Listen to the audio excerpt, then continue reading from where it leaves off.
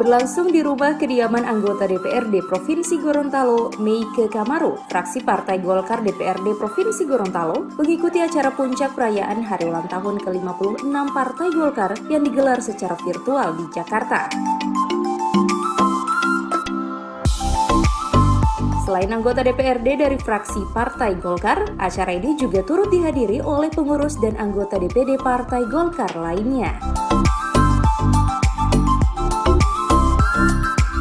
Ketua DPRD Provinsi Gorontalo Paris Yusuf mengatakan, melalui momentum peringatan tersebut diharapkan dapat memberikan semangat baru bagi partai untuk membangun Indonesia pada umumnya, khususnya Provinsi Gorontalo. Harapan kami bahwa dengan adanya hari ulang tahun dapat memberikan semangat baru bagi partai untuk membangun Indonesia pada umumnya dan khususnya membangun Provinsi Gorontalo. Tentunya dengan tema yang ada, yakni kesehatan pulih, ekonomi bangkit, dan pilkada menang.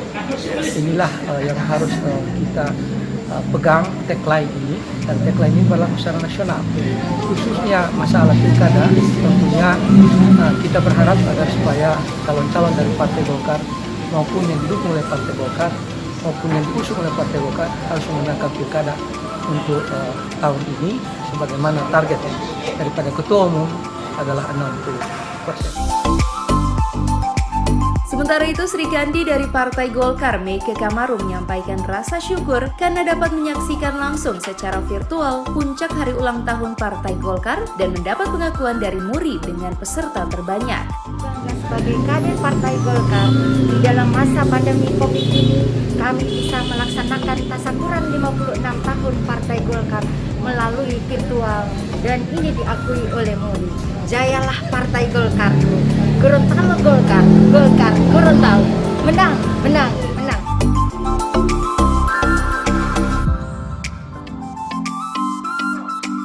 Adapun puncak perayaan HUT ke-56 Partai Golkar yang dilaksanakan pada Sabtu malam 24 Oktober 2020 tersebut berhasil mencatatkan rekor Museum Rekor Indonesia atau MURI kategori partai politik yang melibatkan kader dan simpatisan terbanyak dalam rangkaian acara secara daring. Pemberian rekor MURI disampaikan langsung CEO MURI, Jaya Suprana.